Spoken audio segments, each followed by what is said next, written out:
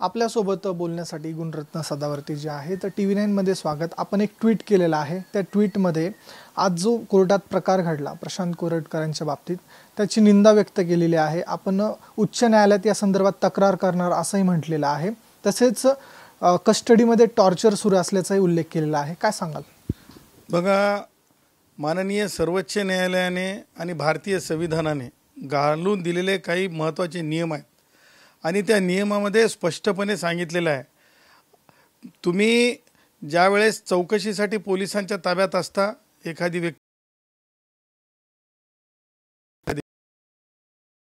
व्यक्तीवर हल्ला होणे किंवा त्या व्यक्तीचा टॉर्चर होणे हे अत्यंत माननीय सर्वोच्च न्यायालयाने जे आहे DK Basu versus state of West Bengal ह्या खटल्यामध्ये स्पष्टपणे निर्देश दिलेले आहेत, गाईडलाईन्स दिलेल्या आहेत की अशा प्रकारे कोणालाच त्रास झाला नाही पाहिजे, ज्याच्यामुळे शारीरिक इजा असेल, अपमानास्पद वागणूक असेल।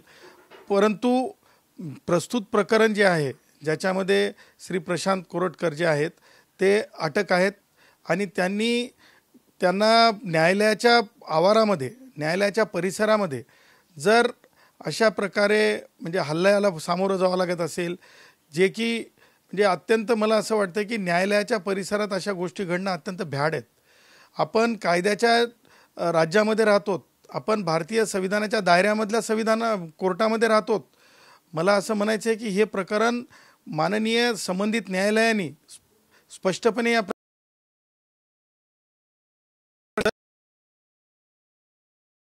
सन्माननीय न्यायालय जे आहे कोल्हापूरचं ते सुद्धा कंटेम्प्टमध्ये आहे, कंटेम्प्ट होईल जर समजा चौकशी नाही केली तर। कारण अशा प्रकारची चौकशी ही केवळ आणि केवळ एखाद्या न्यायमूर्तीच्या मार्फतच केली जाऊ शकते, ही सरकारच्या मार्फत केली जाऊ शकत नाही। तशा प्रकारचे निर्बंध, तशा प्रकारचे guidelines DK Basu versus state of West Bengal या खटल्यामध्ये माननीय सर्वोच्च न्यायालयाने दिलेले आहेत। त्याच्यामुळं म्हणजे पोलीस अधिकाऱ्यांच्या समक्ष जर कर्मचाऱ्यांच्या समक्ष जर कोणी जोरात ओरडत असेल, एखाद्याला अपमानित करत असेल आणि ते कोर्ट जर ही गोष्ट गेली असेल, ही गोष्ट नक्की म्हणजे संविधान प्रेमी नागरिक किंवा संविधानाला मानणारा मी माणूस आणि कायदे जगाला मी मानणारा माणूस, भारतरत्न डॉक्टर बाबासाहेब आंबेडकरांच्या लिखित संविधानाला मानणारा माणूस, त्यामुळे मी त्या अर्थाने ह्या गोष्टीचा निषेध करतो। कुणालाच न्यायाधीशांच्या व्यतिरिक्त किंवा चौकशी अधिकारी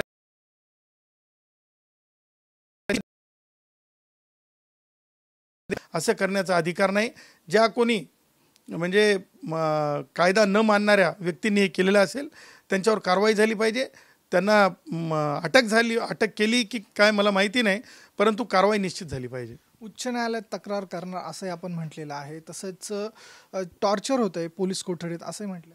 लक्षात घ्या की माझं म्हणणं असं आहे की जी व्यक्ती आज पोलीस आणि न्यायालयाच्या कस्टडीमध्ये आहे, अशा व्यक्तीला जर पोलिसांच्या समक्ष कुणीतरी येऊन मला वाटतं की त्याच्या अगोदरही ज्यावेळेस त्यांना न्यायालयात नेण्यात आलं होतं श्री कोरटकरांना, त्यावेळेस म्हणजे हल्ला म्हणजे काय म्हणतात घोषणाबाजी वगैरे झालेली होती आणि तुम्ही चपला दाखवून अपमानित कोणाला कसं, हा न्यायालयाच्या कस्टडीमध्ये आहे किंवा पोलिसांच्या कस्टडीमध्ये आहे असं सार्वजनिक अपमान कोणी करू शकत नाही। हे कायद्याचं राज्य आहे आणि त्याच्यामुळे जर तातडीनं संबंधित न्यायालयाने ह्या बाबतीची जर दखल घेतली नाही, म्हणजे कोल्हापूरच्या न्यायालयाने सन्माननीय ही जर दखल घेतली नाही आणि त्याचबरोबर ज्युडिशियल मॅजिस्ट्रेट फर्स्ट क्लास यांच्याकडून जर चौकशी केली नाही, तर नक्की ह्या प्रकरणाची एक संविधानप्रेमी नागरिक म्हणून मी ह्या प्रकरणाची तक्रार माननीय उच्च न्यायालयाकडे, मुख्य न्यायमूर्तीकडे बॉम्बे हायकोर्टच्या मी करणार आहे आणि ती करणार। कारण लक्षात ठेवा की जातीनं कोणी मोठा नाही, जातीनं कोणी छोटा नाही, सर्वजण समान आहेत आणि समान वागणूकच दिली गेली पाहिजे। जोपर्यंत गुन्हे सिद्ध होत नाहीत, गुन्हे सिद्ध होण्याच्या अगोदर जर आपण शिक्षा द्यायला निघालोत तर मग हा इस्लामिक देश आहे का? या म्हणजे ठेसून मारा, पळवून मारा, टायरमध्ये टाकून मारा, हे असं चालत नाही। हा देश आहे, कायद्याचा राज्य असलेला देश आहे। सुरुवात जिथे झाली आपण तिथं जाऊयात. त्यांनी फोन केला इंद्रजित सावंतांना. नेमकं आता या प्रकारावर तुमची प्रतिक्रिया काय असेल? म्हणजे धमकी देण्यात आलेली आहे, कुठेतरी छत्रपती शिवरायांचा अपमान देखील करण्यात आलेला आहे. या प्रकरणी तुमची काय भूमिका? बघा, ज्यावेळेस एखाद्या पोलीस यंत्रणा एखाद्या गोष्टीचं कॉग्निझन्स घेते, कॉग्निझन्स घेतल्याच्या नंतर त्या गोष्टी चौकशीच्या आहेत, पोलीस चौकशी करत आहेत, त्याच्यानंतर न्यायालय त्याच्यावर निर्णय करेल. त्याच्या अगोदर तुम्ही कुणी असो, शिक्षा म्हणजे गुन्हा कोणताही असो, गुन्ह्याच्या बाबतीमध्ये निर्णय करण्याचे अधिकार कोणाला आहेत? ते पोलिसांनी चौकशी करायची आणि न्यायालयाने निर्णय करायचे अधिकार आहेत ना. त्याच्या व्यतिरिक्त तर कुणालाच अधिकार नाही आहेत. त्याच्यामुळे न्यायप्रविष्ट प्रकरणे, मला असं वाटतंय की अशा प्रकरणांमध्ये जास्त रिॲक्शनसुद्धा न देता, रिॲक्शनरी न होता आपण ज्युडिशियली काय होऊ शकते, कायदेशीर काय होऊ शकते, याच्यावर आपण लक्ष दिलं पाहिजे.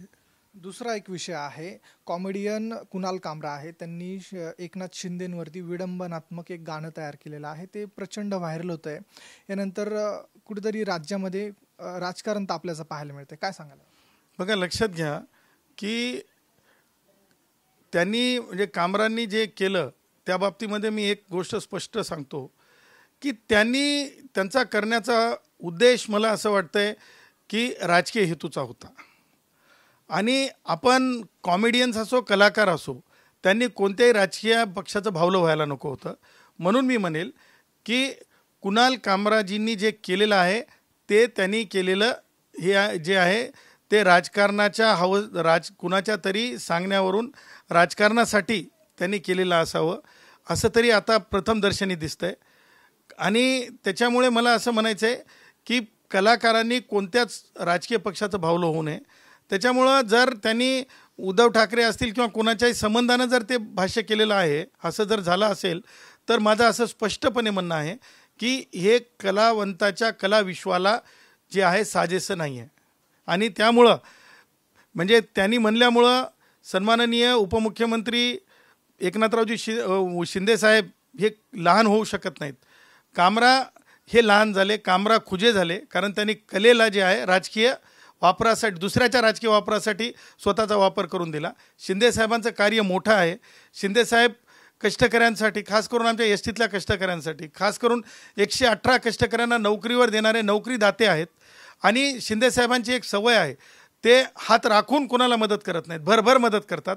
अशा भरभर मदत करणाऱ्या चांगल्या माणसाला आपण कोणाचं तरी म्हणजे कुणाल जर कुणाचं भावलं झालं असेल, कुणाल जर कुणाचं कुणालचा बोलवता धनी जर दुसरा कोणी असेल आणि कुणाल जर अशा प्रकारे रांगडा झाला असेल, तर मला असं वाटतंय की कुणालनी कलाविश्वाचा अपमान केलेला आहे. आणि त्याच्यामुळं कुणाल आपली भूमिका मांडेल आणि त्याच्यानंतर हे जगाला कळेल. आणि कुणाललासुद्धा मला असं वाटतं की एक वेळ पश्चाताप होईल की आपण पॉलिटिकली मोटिवेटेड कुणाच्यासाठी तरी आपण बोलावं की नाही बोलावं, याचं मला असं वाटतं की ह्या केसच्या नंतर त्याला ज्ञान नक्की येईल. या कुणाल कामराच्या वक्तव्यानंतर अनेक घडामोडी घडलेल्या आहेत. त्याचं स्टुडिओ फोडण्यात आलं. तसंच दुसरीकडे कालच जे मंत्री आहेत शंभूराज देसाई यांनी असं म्हटलेलं आहे की कुणाल कामराला 3rd डिग्री दिली पाहिजे, टायरात घालून मारलं पाहिजे. कसं आहे की आता राजकीय लोकांवर जास्त बोलणं हे नाही आहे, परंतु मला असं वाटतं की भावनिक झाल्यामुळं, अतिभावनिक झाल्यामुळं जे आहेत सन्माननीय मंत्री शंभूराज देसाई बोलले असतील. शंभूराज देसाई हे म्हणजे आतल्या गोठात म्हणजे काहीतरी मनात ठेवून बोलणारे व्यक्ती नाहीत. म्हणजे असं एक त्यांचा काही मला असं वाटतं की काही वाईट उद्देश नाही आहे. ती सामान्यपणे मराठीमध्ये व्यक्त होण्याची ती मला असं वाटतं की त्यांनी व्यक्त झालेले आहेत. आणि त्यामुळं असं 3rd डिग्री वगैरे वगैरे, आता कसं आहे की शेवटी कायदेशीर गोष्टी आहेत. आणि त्यांनी ज्या भावनेनं म्हणजे आम्ही शिंदेसाहेबांना तेवढंच प्रेम करतो, ते जेवढं प्रेम करतात, कोणी कमी जास्त असं मानण्याचं कारण नाही. परंतु ठीक आहे, ते मंत्री महोदय आहेत आणि मंत्री महोदयांच्या बाबतीमध्ये काही त्यांना लिमिटेशन आहेत आणि ते बोलले असतील, पण ते भावनेनं एका भावनेच्या उद्देशानं बोलले असतील. असं करावंच असं त्यांचा उद्देश नसावा असं मला वाटतं. धन्यवाद, तुम्ही आमच्याशी बातचीत केली. आपल्यासोबत होते गुणरत्न सदावर्तेजी. कॅमेरा पर्सन मनीष विचारेसह मी ऋतिक गणकवार, TV9 मराठी, मुंबई.